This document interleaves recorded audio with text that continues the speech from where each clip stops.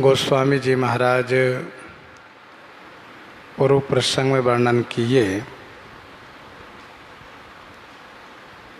श्री कौशल्या माता श्री भरतलाल जी को धीरज धारण करने की बात कह रही हैं तथा जो घटना घटी है उसको सुना रही हैं।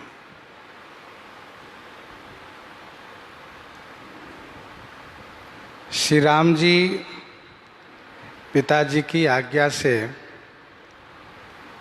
तपस्वी वेश धारण करके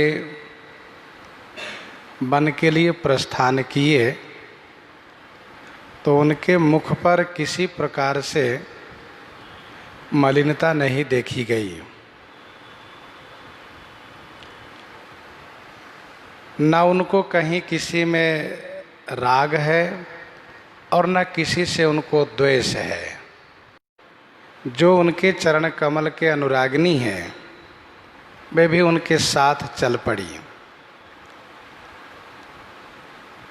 यद्यपि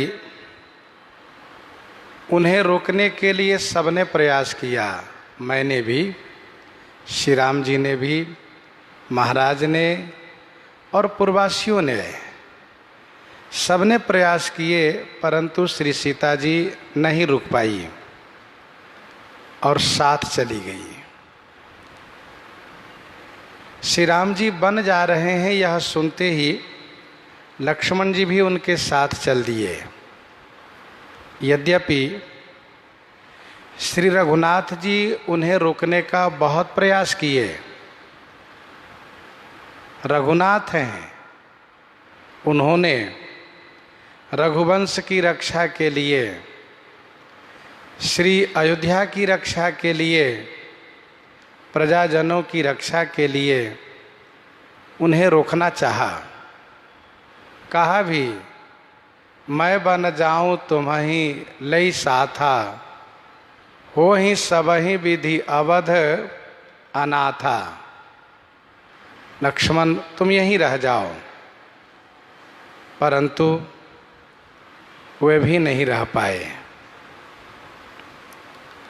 तब श्री रघुनाथ जी सबको प्रणाम किए, साथ में श्री सीता जी और श्री लक्ष्मण जी को लिए हुए वन को प्रस्थान कर गए।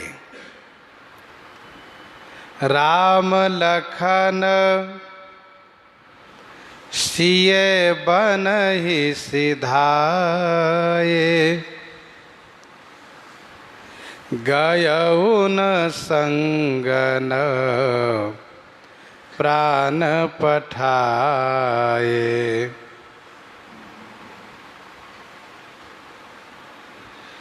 राम लखन सिय बनहि सिधाए, गयउ न संग न प्राण पठाए।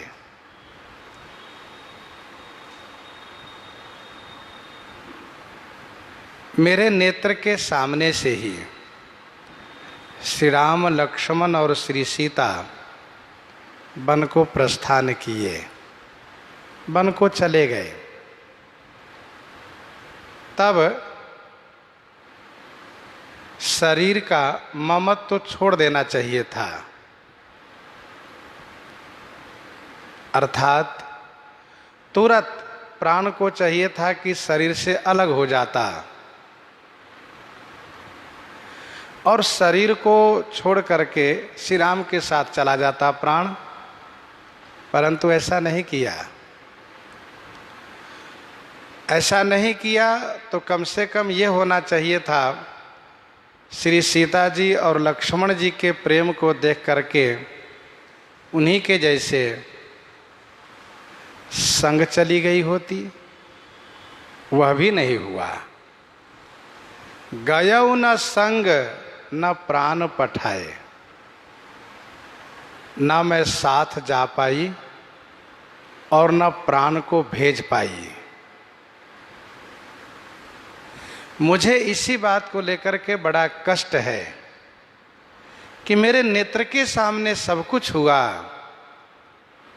परंतु न जाने शरीर के प्रति क्यों मोह बना हुआ है,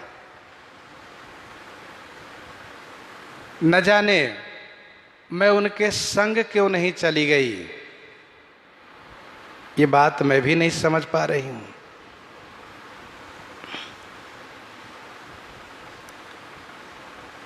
ऐसा हुआ क्यों? तो माता कौशल्या जी ने कहा है कि भामोहि सब विधि बाम विधाता। मेरे ऊपर विधाता सब प्रकार से बाम हो गए हैं, और ये विधाता की प्रतिकूलता है कि इतनी बड़ी घटना के बाद मैं जिंदा रह गई। वे श्री राम जो साधु, सुशील, धर्मात्मा, ऐसे पुत्र के संग भी मैं नहीं जा पाई।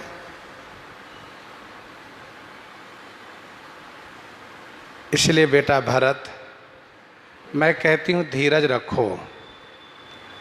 विधाता की प्रतिकूलता में सो सब सही है जो दैव सहावा, वह सब सहना पड़ता है।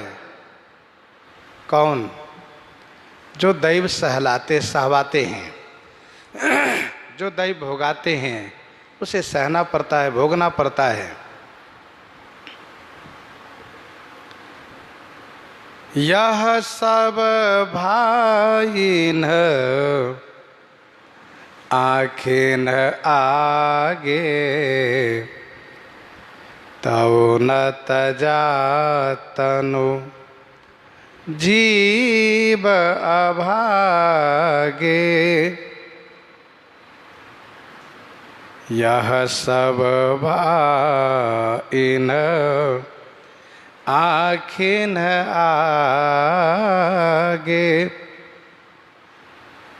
इन आखिन आगे यह सब भा, इस आँख के सामने ही यह सब कुछ हुआ, परंतु अभागे जीव तौ तन न तजा। ये अभागा जीव तौ माने फिर भी शरीर का परित्याग नहीं किया। मुझे इसी बात को बड़ा कष्ट है, दुख है।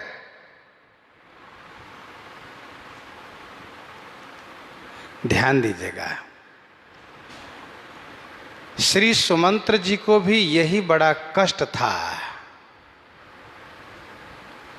सोच सुमंत्र विकल दुख दीना, धिग जीवन रघुवीर विहीना।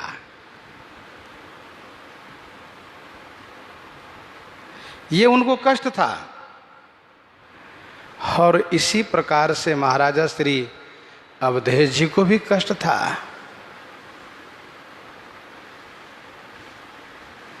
भयौ विकल वर्णत इतिहासा, राम रहित धिग जीवन आशा।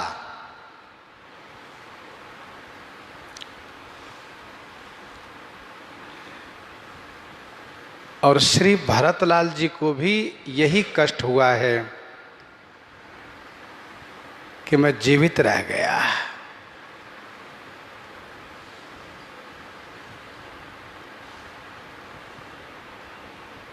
यह सब भाई न आंखें आगे। श्री भरतलाल जी ने चित्रकूट में इस बात को प्रकट किया है कि अब सब आँखिन देखे आई, जियत जीव जड़ सब ही सहाई। माता श्री कौशल्या जी में अलौकिक ज्ञान है, और वह ज्ञान इनके साथ बना हुआ है। माता श्री कौशल्या जी इस बात को मानती हैं कि जीव का यदि प्रबल प्रारब्ध है, उसका प्रबल प्रारब्ध का भोग है, तो उसे भोगना पड़ता है। मृत्यु की बात जहाँ तक रही, जब मृत्यु का समय होता है तो वह बहुत सामान्य कारण बना करके शरीर से निकल लेता है। बड़े से बड़े कारण आने पर शरीर में बना रहता है और सामान्य कारण पाकर के प्राण शरीर से निकल लेता है। इसका मतलब यह है कि दैव की विपरीतता, प्रबल प्रारब्ध का भोग, इसका सामना मनुष्य को करना पड़ता है।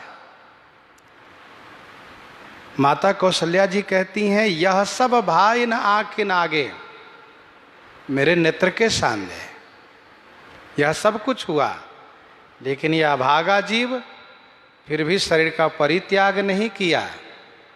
अभागा है, वह अभागा है जो भगवान से विमुख होकर के जिंदा रहता हो।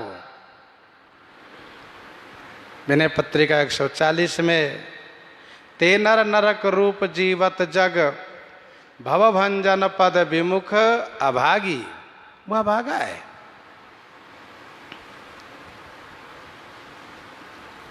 मोहि न लाज निज नेह निहारी, राम सरिस सुत मैं महतारी, मोहि न लाज निज नेह निहारी, निज नेह निहारी मोहि न लाज। निज नेह माने अपना स्नेह को देख करके मुझे लज्जा भी नहीं आती है। राम सरिस सुत और मैं महतारी, श्री राम जैसे पुत्र और मैं उनकी माता।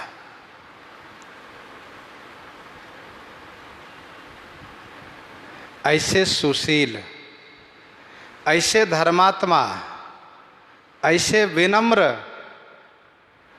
ऐसे सर्वलोकप्रिय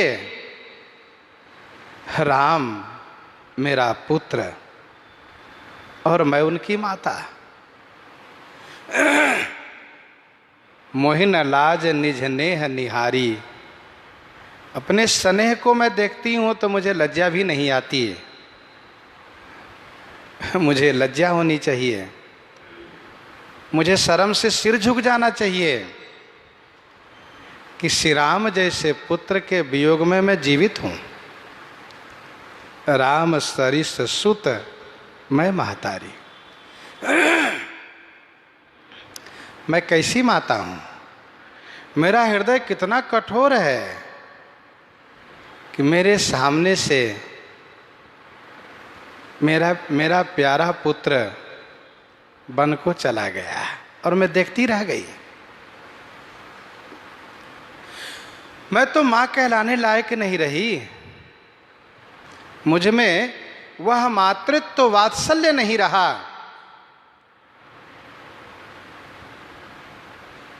वास्तव में जो वात्सल्य कहते हैं, वास्तव में जो पुत्र प्रेम कहते हैं, वह तो हमारे महाराज में था। जियाई मरई भल भूपति जाना, जियाई मरई भल भूपति जाना, मोर हृदय सत कुलिस समाना, जियइ मरई भल भूपति जाना। भूपति महाराज ने जियइ मरई भल जाना, महाराज ने जीना और मरना, भल माने अच्छी तरह से समझा, अच्छी प्रकार से जाना। और मोर हृदय में, मोर हृदय सत कुलिस समाना, मेरा हृदय तो सैकड़ों कुलिस माने वज्र के समान है। महाराज ने जीना और मरना दोनों समझा, अच्छी प्रकार से जाना। जियन मरण फल दशरथ पावा, अंड अनेक अमल जस छावा। जियत राम विधो बदन निहारा, राम बिरह करि मरण संवारा। जब श्री राम जी नेत्र के सामने थे तब तक जिंदा थे, और जैसे श्री राम जी नेत्र से दूर हुए महाराज मृत्यु को प्राप्त हो गए। दोहावली 221 में गोस्वामी जी ने महाराज के जीवन मरण के संदर्भ में प्रशंसा करते हुए कहा, जीवन मरण सुनाम, जीवन मरण सुनाम, जैसे दशरथ राय को जियत खिलाए राम, राम बिरह तन परिहरे हो।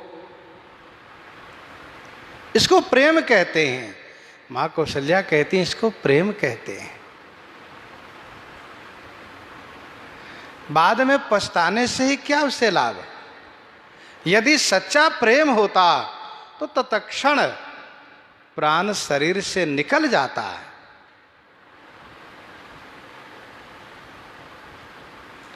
जियई मरई भल भूपति जाना, मोर हृदय सत कुलिस समाना। सैकड़ों वज्र के समान मेरा हृदय कठोर है।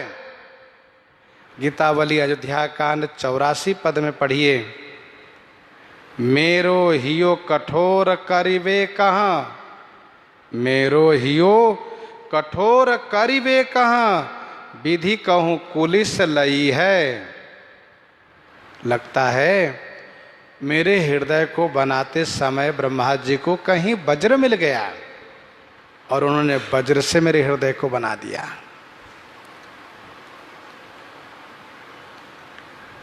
माँ कौशल्या इस प्रकार से खेद प्रकट किए, दुख प्रकट किए। गोस्वामी श्री तुलसीदास जी कहते हैं, कौशल्या के वचन सुनी भरत सहित रनिवास, व्याकुल बिलपत राजगृह, मानहु शोक निवास।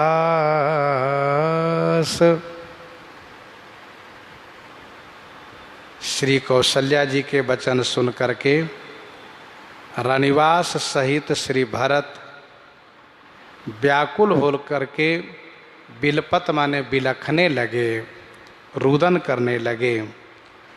मानो राजगृह माने राजमहल में मूर्तिमान शोक ने निवास किया है।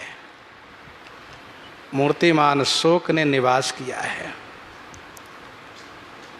मानव शोक निवास।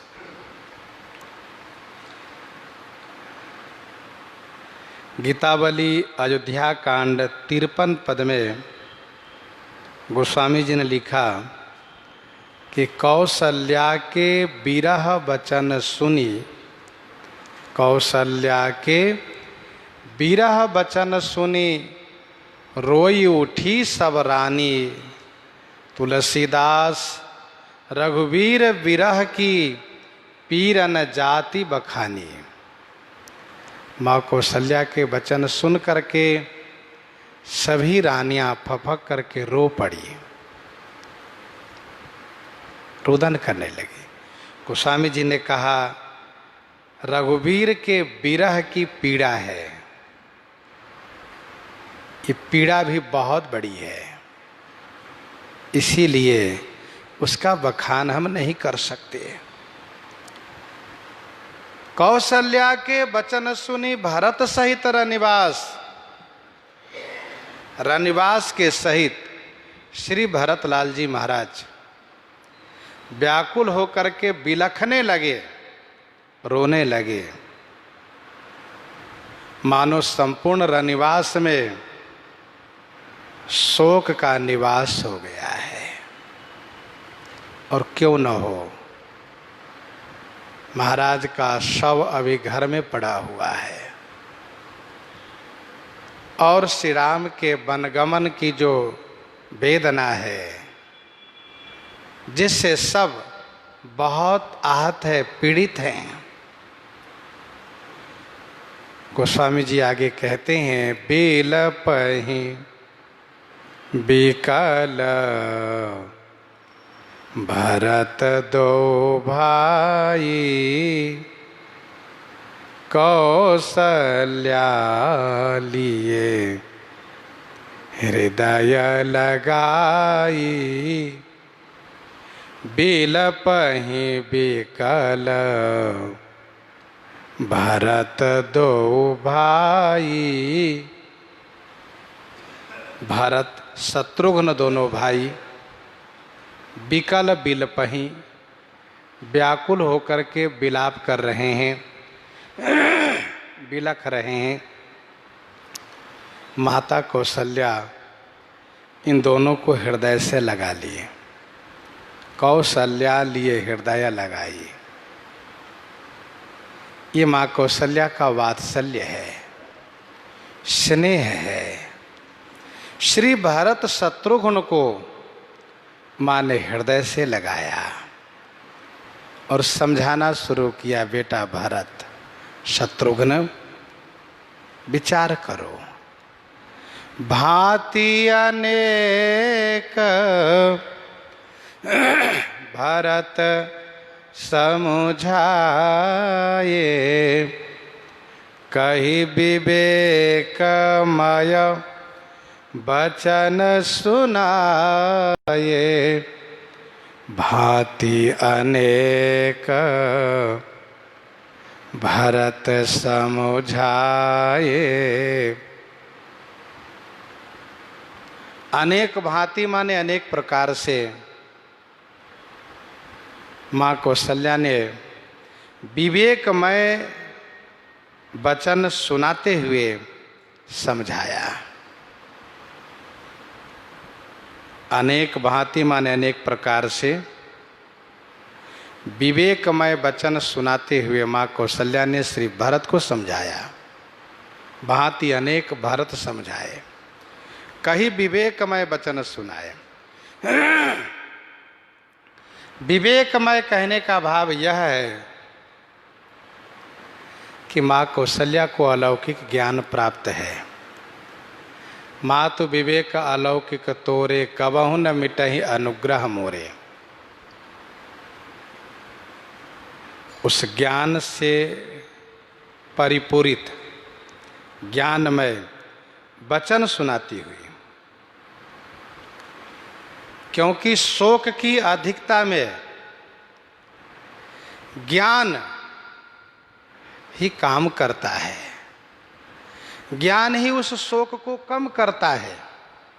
ज्ञान उदय जिमि संशय जाहि।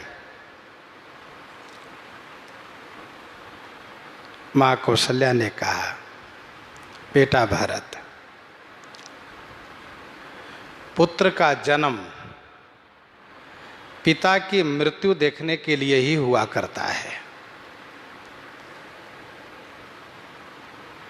चाहे जितना अधिक प्रेम हो, लेकिन एक दिन पुत्र के सामने पिता का देहावसान होता है, उनका स्वर्गवास होता है। पुत्र का धर्म है कि पिता के अंत्येष्टि संस्कार को संपन्न करें, उनका श्राद्ध करें, उनके कल्याण की कामना से दान करें,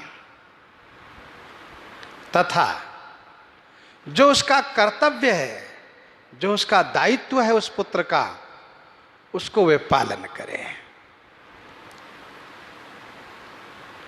मानव जीवन में लगभग सबको ये प्राप्त होता है, हानि लाभ जीवन मरण जस अपजस विधियात। जन्म मरण सब दुख सुख भोगा, हानि लाभ प्रिय मिलन वियोगा। जन्म मरण सब दुख सुख भोगा, हानि लाभ प्रिय मिलन वियोगा। काल कर्म बस हो ही गोसाई, बरबस राति दिवस की नाई। विवेकवान मृत्यु पर बहुत शोक नहीं करते, क्योंकि शरीर का विनाश होता है। जो शरीर नाशवान है, आत्मा का विनाश नहीं होता, क्योंकि आत्मा अविनाशी है। वसांसि जीर्णानि यथा विहाय, नवानि गृह्णाति नरोपराणि। तथा शरीरानि विहाय जीर्णान्, अन्यानि संजाति नवानि देहि।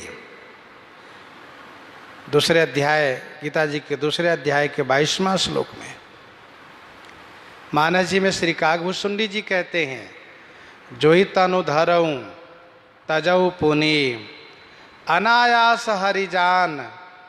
जोहि तनु धरऊं तजऊ पुनि, अनायास हरिजान। जिम नूतन पट पहिरई, नर परिहरई पुराण।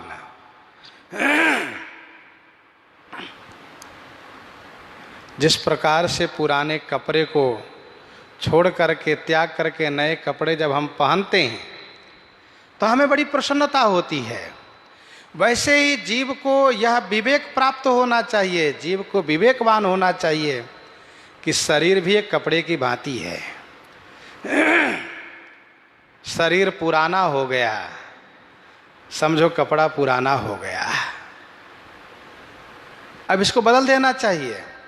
तो प्रसन्नता के साथ बदलना चाहिए, दुखी होकर के नहीं, खुश होकर के। ये विवेक प्राप्त होना चाहिए। ध्यान रहे, विद्या प्राप्त करने का मतलब यही होता है कि मृत्यु को लेकर के हम निश्चिंत हो जाए। एक दिन मृत्यु होगी, यह बिल्कुल सत्य है, अकाट्य है।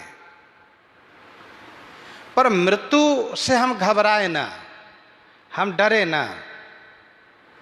यदि हम डरते हैं, घबराते हैं मृत्यु से, और उस मृत्यु से घबरा करके अपने कर्तव्य से मुंह मोड़ लेते हैं, तो फिर विद्या पढ़ना सार्थक नहीं हुआ, ज्ञान प्राप्त करना सार्थक नहीं हुआ। तो विवेक प्राप्त करना चाहिए मनुष्य को। माता कौशल्या ने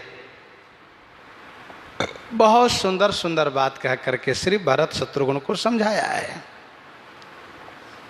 गोस्वामी जी कहते हैं, भरत हो मातु सकल समुझाई, कही पुराण श्रुति कथा सुहाई। भरत हो मातु सकल समुझाई, कही पुराण श्रुति कथा सुहाई। भरतहु श्री भरतलाल जी ने भी सकल मातु को पुराण श्रुति सुहाई कथा कही समझाई।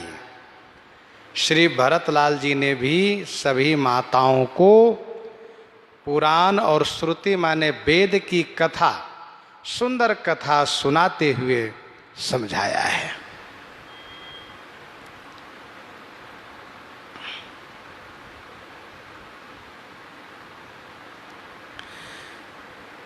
आपने पूर्व दोहा में सुना है, कौशल्या के वचन सुनी भरत सहित रनिवास।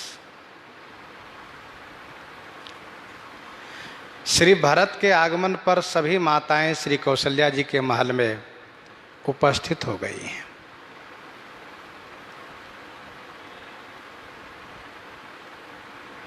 और श्री कौशल्या जी के वचन सुनकर के सभी माताएं रोने लगी हैं।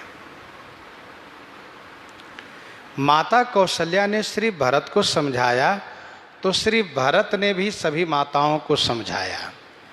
सभी माताओं का मतलब यह है कि श्री कौशल्या सुमित्रा जी को छोड़ करके उन्हें ज्ञान प्राप्त है।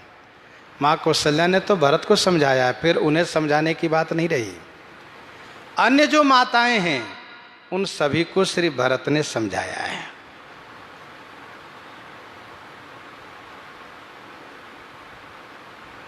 सभी माताएं वेद पुराण की कथा से परिचित हैं। वेद पुराण का ज्ञान इनको प्राप्त है, अर्थात पुराण विद, वेद विद हैं माताएं। भरतहु मातु सकल समुझाई। श्री भरतलाल जी ने सभी माताओं को समझाया है। और ये स्थिति ऐसी है कि एक दूसरे को समझाते हैं। जैसा कि हम आप श्रवण करते आ रहे हैं, निषाद राज को श्री लक्ष्मण जी समझाते हैं, निषाद राज श्री सुमंत्र जी को समझाते हैं, सुमंत्र जी श्री अवधेश जी को समझाते हैं। और यहाँ पर माता श्री कौशल्या जी भरत को समझाती हैं, श्री भरत सभी माताओं को समझाते हैं।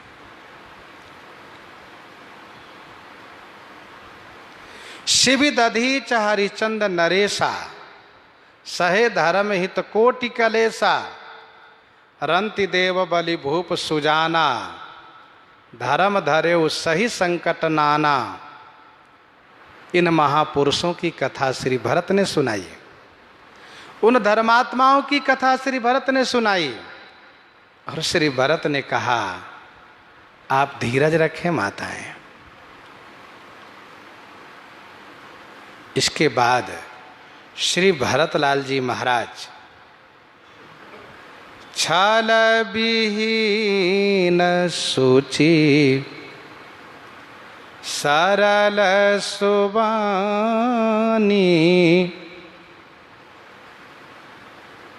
बोले भरत जोरी जुग पानी, छल विहीन सूची सरल सुबानी, बोले भरत जोरी जुग पानी। श्री भरत जुग पानी जोरी। श्री भरतलाल जी जुग पानी माने दोनों हाथ जोड़ करके, छल विहीन माने छल से रहित, सूची माने पवित्र, सरल माने सीधी सादी, सुबानी माने सुंदर वाणी से बोले।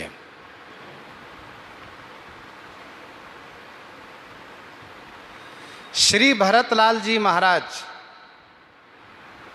शपथ ले रहे हैं, शपथ खा रहे हैं, क्योंकि श्री राम जी के वनगमनोपरांत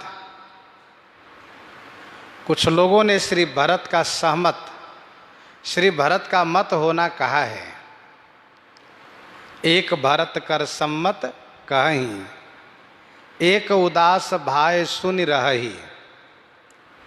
तो कुछ लोगों ने श्री भरतलाल जी का मत होना कहा है, यद्यपि बहुतों ने इसका विरोध भी किया है। लेकिन चर्चाएं जो हो जाती है उसमें कुछ लोग मन में इस बात को मान लेते हैं कि नहीं ऐसा तो होगा जरूर, और कुछ है, और कुछ लोग कहते हैं नहीं ऐसा हो ही नहीं सकता, पर कुछ लोग कहते हैं ऐसा ही है। ये संसार की व्यवस्था है। और उन लोगों में से जो अपने कहे जाते हैं, जो अपने कहे जाते हैं, गैर माने तो कोई बात नहीं, उससे कोई परेशानी नहीं है, लेकिन जो अपने कहे जाते हैं उन लोगों में से कुछ ऐसे लोग होते हैं जो भले ही मुख पर ना कहें, पीठ पीछे कहते हैं हाँ भाई ऐसा जरूर होगा, कहीं ना कहीं जरूर इनका हाथ है, ये बात आ जाती है। और श्रीमद् रामचरितमानस जी में गोस्वामी जी ने इस बात को स्पष्ट किया है कि लोक वेद मत मंजुल कूला, लोक वेद मत ये दोनों किनारा है, लोक मत और वेद मत, इस श्री राम कथा सरिता का दोनों किनारा है। तो श्री भरतलाल जी महाराज वेद मत से यद्यपि शुद्ध हैं, श्री भरतलाल जी की कहीं कोई भूमिका नहीं है, श्री भरतलाल जी ने कहीं भी कुछ नहीं, अरे कुछ करना दूर रहा, जाना भी नहीं, इनको पता भी नहीं था, फिर भी लोक मत में कुछ कीचड़ उछाले गए हैं, कुछ बातें आई है। और श्री भरतलाल जी इसलिए शपथ कर रहे हैं क्योंकि शपथ पर लोगों को विश्वास है, और ये पुरानी परंपरा रही है, ये पुरानी परंपरा रही है कि शपथ लेना। पद्म पुराण सृष्टि खंड में, पद्म पुराण सृष्टि खंड में सप्तऋषियों ने शपथ पूर्वक इस बात को कहा है कि क्या मनुष्य को करना चाहिए, क्या नहीं करना चाहिए। धर्म के संदर्भ में उन्होंने शपथ पूर्वक कहा, शपथ लेकर के। और इतना ही नहीं, सृष्टि खंड में यह भी वर्णन है कि नंदा ने शपथ खाई है। तो शपथ की परिपाटी है। आज भी जब हम आप न्यायालय में जाते हैं तो न्यायालय में शपथ दिलाई जाती है, शपथ पर भरोसा है लोगों को। अब वो व्यक्ति झूठ बोलता हो तो उसका परिणाम उसे भोगना पड़ेगा, लेकिन शपथ की मान्यता है, शपथ की महिमा है। आज भी कोई व्यक्ति, खास करके माताएं, अपने बेटे की शपथ जल्दी नहीं लेती हैं, और अपने बेटे के शपथ लेने का मतलब बहुत गहराई की बात है और बिल्कुल सत्य है वह बात। भक्त यदि अपने ठाकुर जी की शपथ ले रहा हो तो वहां पर कोई झूठ वाली बात की है ही नहीं। तो शपथ की महिमा है, महत्ता है। श्री भरतलाल जी शपथ ले रहे हैं क्योंकि लोक वेद मत मंजुल की कूला, लोक मत से जो इनके ऊपर कीचड़ उछाले गए हैं वह समाप्त हो जाए। श्री भरद्वाज जी कहते हैं, तहां तुम्हार अलपा भराधु, तहां तुम्हार अलपा अपराधु, कहे सो अधम अयान असाधु। यहां तक श्री भरद्वाज जी कह जाते हैं वह अधम है, अज्ञानी है, असाधु है, जो तुम्हारे पर संदेह करता है। परंतु जो संदेह कर गए उसके लिए क्या मार्जन है? का श्री भरत का स्मरण करे, मिटी ही पाप प्रपंच सब अकेला मंगल भार, लोक सुजस परलोक सुख सुमरत नाम तुम्हारा।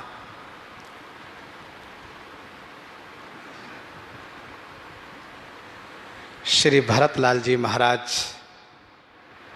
सभी माताओं के बीच, माँ कौशल्या हैं, सुमित्रा हैं, कैकेयी की बात नहीं, कैकेयी यहाँ पर नहीं, ध्यान दीजिएगा, स्मरण रखिएगा, कैकेयी की उपस्थिति यहाँ पर नहीं है, क्योंकि श्री भरत उनको परित्याग करके माँ कौशल्या के महल में आए हैं।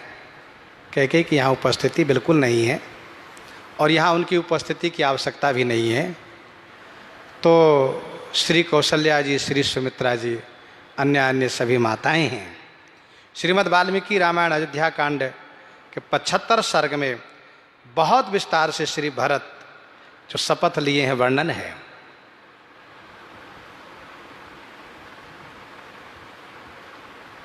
श्री भरतलाल जी ने कहा, श्रीमद् वाल्मीकि रामायण में कुछ जो मुख्य बिंदु है उसको आप स्मरण करें, श्रवण करें। श्री भरतलाल जी ने कहा, यदि प्रभु श्री राम के वनगमन में मेरा किसी प्रकार से कोई मत है तो हे माता, बुद्धि शास्त्र का अनुगमन न करे, मेरी बुद्धि शास्त्र का अनुगमन न करे, नीच के दास हम बने। जिस पाप से बुद्धि शास्त्र को अनुगमन नहीं करती वह पाप लगे, नीच के दास बनने से जो दोष लगता है, पाप लगता, वो लगे।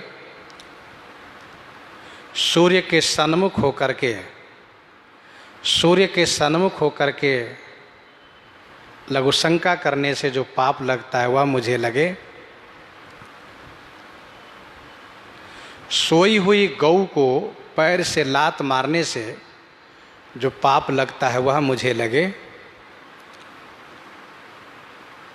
सेवक से काम करा करके और उसको कुछ पारितोष न देने से जो पाप लगता है, सेवक से काम करा करके उसको कुछ मजदूरी पारितोष न देने से जो पाप लगता है वह मुझे लगे। प्रजा वत्सल राजा से द्रोह करने पर, प्रजा वत्सल राजा से द्रोह करने पर जो पाप प्रजा को लगता है वह मुझे लगे।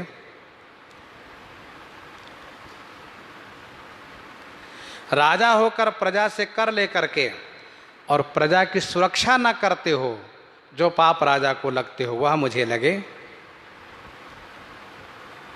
यज्ञ में दक्षिणा का संकल्प करा करके, यज्ञ में दक्षिणा के संकल्प करके दक्षिणा न देने से जो पाप लगता है वह मुझे लगे। युद्ध में सज्जनों के धर्म पालन को न करने से जो पाप लगता है वह मुझे लगे। गुरु द्वारा उपदिष्ट शास्त्र जिस पाप से भूल जाता है वह पाप मुझे लगे। अनिवेदित भोजन करने से जो पाप लगता है, अर्थात बिना भोग लगाए खा लेने से जो पाप लगता है वह मुझे लगे। गुरुजनों को तिरस्कार करने से जो पाप लगता है वह मुझे लगे। गौ को पैर से छूने पर, जैसे मान लो गौ बैठी है, उसको उठाने गए, पैर से छुए तो जो पाप लगे वह मुझे लगे। गुरु निंदा करने से, मित्र से द्रोह करने पर, विश्वासघात करने पर जो पाप लगता है वह पाप मुझे लगे। अकृतज्ञ समाज द्वारा परित्यक्त, निर्लज्ज, लोक में निंदित होने से जो पाप लगता है वह मुझे लगे।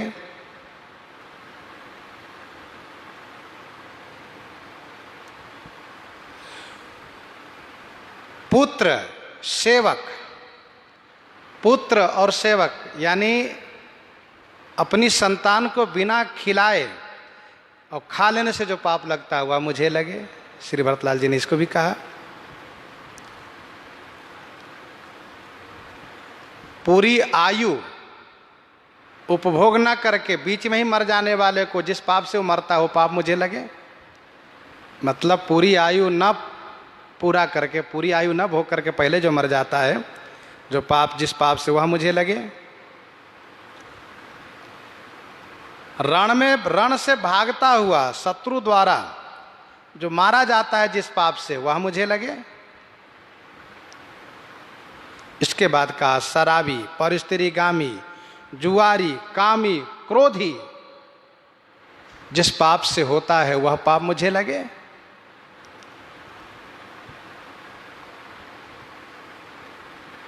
फिर श्री भरतलाल जी ने कहा अधर्म, अधर्म की सेवा करने से, अधर्मी की सेवा करने से, अपात्र को दान देने से जो पाप लगे वो लगे, वो मुझे लगे। धर्म में मन न लगता हो जिस पाप से वह पाप मुझे लगे। देवता, माता, पिता और पितरों की सेवा न करने से जो पाप लगता है, देवता, माता, पिता और पितरों की सेवा न करने से जो पाप लगता है वह पाप मुझे लगे, इत्यादि बहुत विस्तार से श्री भरतलाल जी ने कहा है। पूरे सर्ग भर वर्णन है। कुछ जो खास बिंदुएं थी उसको आपके सामने में सुनाया गया, रखा गया। मानस जी में जो शपथ है उसको सुनिए आप। श्री भरतलाल जी कह रहे हैं, जे अघमातु पिता सुत मारे, गाई गोठ महिषुरपुर जारे, जे अघमातु पिता सुत मारे। माता पिता और बेटे को मारने से जो पाप लगता है, जे अघ मातु पिता सुत मारे, और गाई गोठ माने गौशाला, और महिषुरपुर माने ब्राह्मण के पुर, जारे माने जलाने से जो पाप लगता है वह मुझे लगे।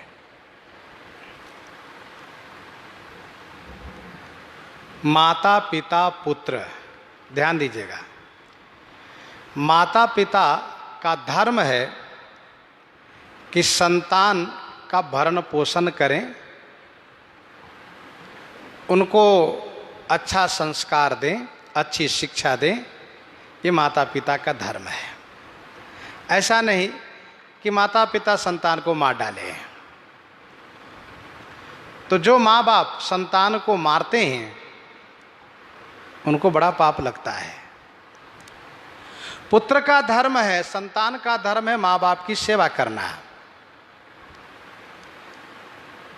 जब वह बड़ा हो जाता है तो माता पिता की सेवा करें, उनको प्रसन्न रखें और मृत्युपरांत उनकी श्राद्ध क्रिया करें, गया जी में जाकर पिंडदान दें, ये उसका धर्म है। और ऐसा नहीं कि पुत्र माँ बाप को ही मार डाले। तो श्री भरतलाल जी ने कहा कि जे अघ मातु पिता सुत मारे, माता पिता पुत्र के मारने से जो पाप लगता है। फिर कहा गाई गोठ, गाई गोठ माने गौशाला। गौ और ब्राह्मण ये दोनों धर्म के मूल हैं। गौ और ब्राह्मण दोनों धर्म के मूल हैं। कोई भी धार्मिक अनुष्ठान, कोई भी धार्मिक आयोजन बिना गौ ब्राह्मण के संपन्न हो ही नहीं सकता। भाई उसमें गौ का पंचगव्य होना ही चाहिए। पंचामृत बनाओगे तभी वो चाहिए, वही पंचगव्य बनाओ, पंचामृत बनाओ, गौ के दूध, गौ के दही, घी, मूत्र, गोबर, ये सब चाहिए हमें। और जहाँ हम पूजा पाठ करते हैं वहाँ पर गौ गोबर से, गौ के गोबर से ही लेपन करते हैं। तो इस प्रकार से गौ के बिना ये पवित्र कार्य हो ही नहीं सकता, धर्म कार्य हो ही नहीं सकता है। तो गौ धर्म के मूल हैं। और ब्राह्मण, ब्राह्मण के बिना धर्म कर्म कैसे संपन्न होगा? ब्राह्मण तो गौशाला और ब्राह्मण के गांव जो जला देते हो और जो पाप लगता हो, ये सब राक्षस का काम है। ब्राह्मण के गांव जला देना, गौ को मार डालना, जही जही देश धेनु दुज पावहि, नगर गांव पुर आग लगा वहीं। और जे अघतिये बालक बध कीन्हे, मीत महीपति माहुर दीन्हे, जे अघतिये बालक बध कीन्हे, जे अघतिये बालक बध कीन्हे। जे अघ माने पाप, जो पाप, तिये माने स्त्री और बालक के वध करने से लगता है। तथा मीत माने मित्र, महीपति माने राजा को माहुर माने जहर देने से लगता है। जे अगतिय बालक बध कीन्हे, मीत महीपति माहुर दिन्हे। स्त्री और बालक अवध्य हैं। स्त्री और बालक का वध करना शास्त्र ने निषेध किया है, नहीं मारना चाहिए। तो बालक और स्त्री को मारने वाला बहुत बड़ा पापी है। जे अगतिय बालक बध कीन्हे। और मित्र और राजा, इन दोनों को जो जहर दे देता है, मित्र जो विश्वास पर स्थापित है, उस मित्र को जिसने जहर दे दिया, राजा जिसने विश्वास किया अपने सेवक पर, उसने उसको जहर दे दिया। तो जो मित्र को, जो सेवक राजा को जहर देता है और उसको जो पाप लगता है वह हमें लगे। जे पातक उपपातक अहि, कर्म बचन मन भव कवि कहि। जे पातक उप पातक अहि, कर्म बचन मन भव कवि कहि।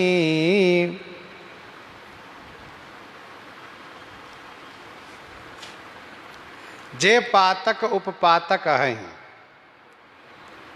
कर्म वचन मन से भव माने उत्पन्न। जे पातक और उपपातक, पातक माने बड़ा पाप और उपपातक माने छोटा पाप। अहि माने हैं। कवि कहाँ है, जिसको कवि कहते हैं। कर्म से, मन से, वचन से, भव माने उत्पन्न, छोटा बड़ा जितने पाप हैं जिसको कवियों ने वर्णन किया है, ध्यान दीजिएगा। हमारे मन वचन कर्म तीनों से पाप होते हैं। मन से पाप के बारे में संकल्प होता है, वचन से उस पाप को करने के लिए कहते हैं कि हम ऐसा करेंगे, और फिर कर्म से उस पाप को क्रियान्वित कर देते हैं। इसीलिए मन वचन कर्म तीनों का पाप माना जाता है। छोटा बड़ा पाप दो प्रकार के होता है। वैसे स्मृति में, धर्मशास्त्र में इसकी बड़ी व्याख्या है। मन के छोटे बड़े पाप कौन है, वचन के छोटे बड़े पाप कौन है, कर्म के छोटे बड़े पाप कौन है, बहुत लंबी व्याख्या है। हम इसको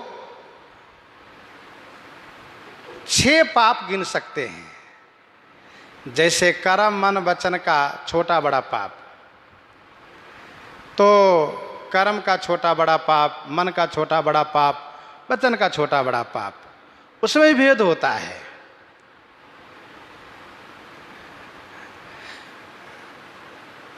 पाप और पुण्य के बारे में निर्धारित करना बड़ा कठिन काम है। थोड़े में पाप थोड़े में पुण्य हो जाता है। हमारे वचन से, हमारे कर्म द्वारा, हमारे मन द्वारा किसी को बहुत प्रसन्नता हो रही है, खुशी हो रही है, पुण्य हो गया। किसी को तकलीफ हो गई, पाप हो गया। तो कर्म वचन मन भव कवि कहें। एक ने कहा कि कलयुग में छूट दी गई है। काहे की छूट दी गई है? कहा मन के पाप का कोई मान्य नहीं है। कलि कर एक पुनीत प्रताप, मानस पुण्य हो ही नहीं पापा। छूट दी गई है, मतलब कलयुग में मानसिक पाप का मान्य नहीं, चाहे जितना पाप कर लो कोई फर्क नहीं पड़ेगा। मन से चाहे जितना छोटा बड़ा पाप करते रहो, पर हाँ वचन में नहीं आना चाहिए और कर्म में नहीं आना चाहिए। पर जो लोग कहते हैं उनसे कृपा करके पूछना चाहिए, क्यों साहब, आपके मन में जो बात आती है क्या उसको बिना कहे रह लेते हैं आप? वो बिना कहे मान ही नहीं सकते। मन में आया वो बड़बड़ाएंगे जरूर। मानो वो किसी से न कहे तो कम से कम बंद कमरे अपने बड़बड़ा लेगा वो। तो वचन में तो आ ही गया। मन की छूट है, वचन की छूट नहीं है। और मन में आया तो वचन में आ गया। तो उनसे पूछा जाना चाहिए, क्यों आप वचन से नहीं बोलते हैं क्या उसको बिल्कुल दबाए रख जाते हैं? और यदि दबाए रह जाते तो बड़ी अच्छी बात है। यदि मन में कोई बुरी बात आती हो, मन में कोई बुरी बात आवे, बुरा विचार आवे, और उसको मन ही मन उसको समाधान करके दबा दे, वहीं समाप्त कर दे, खबरदार बाहर मत निकलना, तो बड़ी अच्छी बात है। लेकिन ऐसा हो पाना बड़ा कठिन काम है। वो मन का उद्वेग होता है, और ऐसा उद्वेग होगा बिना बोले रहेगा नहीं, वो बड़बड़ाएगा ही। चूंकि वो भी जान रहा है कि मन की बात है, ये बुरा विचार आया, बोलूँगा तो बवाल होगा, लेकिन बोलेगा जरूर। और दूसरी बात, वचन में आ गया तो कुछ लोग कहते हैं चलो वचन में आया तो ज़्यादा नुकसान है कि कर्म में नहीं आना चाहिए। तो सबसे बड़ी समस्या ये है कि मन में आया तो वचन में आया, और वचन में आया तो कर्म में भी वो आने को तैयार रहता है, बिल्कुल तत्पर हो जाता है वो। इसका प्रमाण क्या है? मानस जी में लिखा है, गोस्वामी जी ने सब प्रमाण वर्णन किया। उत्तरकांड में पढ़िए, श्री कागभूषुंडी जी महाराज कहते हैं, मैं भी कलयुग में ही था उस समय में, तब उस युग में मैं कलयुग में ही था, उस कल्प में। और मैं क्या करता था? गुरु कर द्रोह करो दिन राती। मैं दिन रात गुरु जी का द्रोह करता था, मन ही मन करता था। और हरिजन दूज देखे जरऊं करो विष्णु कर द्रोह, ये भी मन ही मन करता था। तो जब तक मन से करता था तब तक तो चल गया का मतलब कोई नुकसान नहीं हुआ। लेकिन हुआ क्या, एक दिन कर्म में प्रकट हो ही गया वो। गुरु आयो अभिमान ते उठे नहीं किनो प्रणाम, और वो भी महाकाल के मंदिर में भगवान शिव के समक्ष। भगवान शिव तो आग बबूला हो गए, बड़े गुस्से में आ गए, और उन्होंने तुरंत इतना श्राप दिया कि जितना हम मन में नहीं सोचे थे, द्रोह किए थे, उससे अधिक। तो अब जरा सोचिए, मन में ही तो कर रहे थे पाप। जिस दिन कर्म में प्रकट हुआ, फिर सूद ब्याज सहित सब पाप प्रकट हो गया। तो कहने का भाव यह है कि इस बात को लेकर के भ्रम में नहीं रहना चाहिए कि मन का पाप नहीं लगता है। अरे भाई, मन का नहीं लगता है तो मन में आने मत दो। मन ही मन सोचते रहो, उसको मार दूंगा, उसको गाली दूंगा, उसको इस तरह सताऊंगा, उसको इस प्रकार धन हरण करूंगा, इस तरह सोचते रहो तो कर्म में भी आएगा, और कर्म में आएगा तो एक दिन फिर पकड़े जाओगे। तो कर्म वचन मन भाव कभी कहें। इसीलिए धर्मशास्त्र में कहा गया, मनसा वचसा कर्मणा, जो कार्य हम करें मन वचन कर्म तीनों से करें। और मन को सामान्य नहीं समझिएगा, मन बहुत बड़ा ही शक्तिशाली है। ऐसा नहीं समझ लीजिए कि हल्के में मन क्या है, सोच लिया तो क्या फर्क पड़ता है। अरे भाई, मन का ही तो सारा खेल है। मन के कारण ही तो जन्म मरण का चक्कर पड़ा हुआ है। मन के कारण सारा बवाल, सारा प्रपंच है। मन मानता कहाँ है? इसलिए मन को बहुत हल्के करके नहीं लेना चाहिए, और बहुत आसान नहीं समझना चाहिए। बहुत सावधानी से और बुद्धि से उसको समझाने का प्रयास करना चाहिए। बुद्धि से बार बार समझाते रहना चाहिए कि हे मन, यदि कभी कोई बुरा विचार आ जाए, कोई बुरी बात मन में आ जाए, तो 2-4 घंटे मन को समझावें बुद्धि से कि देखो भाई, इस प्रकार से समझो, ये सब गलत काम है, गलत चीज़ है, ऐसा नहीं होना चाहिए, ऐसा नहीं होना चाहिए। जब इस प्रकार से बुद्धि से रोज रोज समझाते रहेंगे तो मन कभी कभी उबलेगा जरूर। मन कभी कभी उबलेगा, कभी कभी वो उद्वेग में आएगा, लेकिन बुद्धि के बार बार शास्त्रीय द्वारा, सत्संग द्वारा, भगवान की कृपा द्वारा, यदि बुद्धि को शिक्षा बार बार, बुद्धि शिक्षा बार बार दे रही है मन को, तो फिर मन को मानना पड़ता है। मन कहता है अच्छा ठीक है भाई, तुम्हारी ही सही, ऐसे ही करेंगे। तो उससे क्या होता है, मन संभल जाता है। परंतु उसके लिए बुद्धि को क्या करना पड़ता है, बहुत मेहनत करना पड़ता है। और मेहनत ये करना पड़ता है कि तमाम आप बीती और तमाम सारी घटनाएं हैं, उन सभी घटनाओं को, अपने आप पर जो बीती बातें हैं, उन सब को ले लेकर के उदाहरण दे करके समझाना पड़ता है मन को। तो श्री भरतलाल जी ने कहा, जे पातक उपपातक अहि, कर्म वचन मन भव कवि कहीं। कर्म से, वचन से, मन से, भव माने उत्पन्न, जिसको कवि कहते हैं, चाहे वो बड़ा पाप हो या छोटा पाप हो। ते पातक मोहि हो विधाता, जौ यह होई मोर मत माता। ते पातक मोहि हो विधाता। हे विधाता, हे माता, चौ यह मोर मत होई, तो ते पातक मोहि हो। हे विधाता, हे ब्रह्मा जी, हे माताओं, यदि यह माने इसमें, यहाँ मेरा मत हो, श्री राम जी के वनगमन कराने में कहीं भी यदि मेरा मत हो, तो मुझे वह सब पाप लगे। ते पातक मोहि हो विधाता, सब पाप मुझे लग जाए। जे परिहरि हरिहर चरण, भजहि भूत गण घोर। जो लोग हरिहर के चरण को छोड़ करके, जो भगवान श्री राम, भगवान शिव, भगवान और भक्त के चरण छोड़ करके, जो श्री हरिहर के चरण को त्याग करके, और भूत पिशाच डाकनी शाकनी यक्षनी इन चांडालिन इन सब की जो सेवा करते हैं, पूजा करते हैं, भजहि भूतगण घोर, तिनकई गति मोहि देव विधि। हे विधाता, मोहि तिनकई गति देव, मुझे उनकी गति दीजिए। हे जननी, यदि श्री राम वनगमन में मेरा मत है तो। श्री भरतलाल जी महाराज बहुत कठिन कठिन शपथ ले रहे हैं। प्रसंग को हम आप यहीं पर हृदयंगम करते हैं। आइए श्रवण करते हैं श्री विनय पत्रिका से।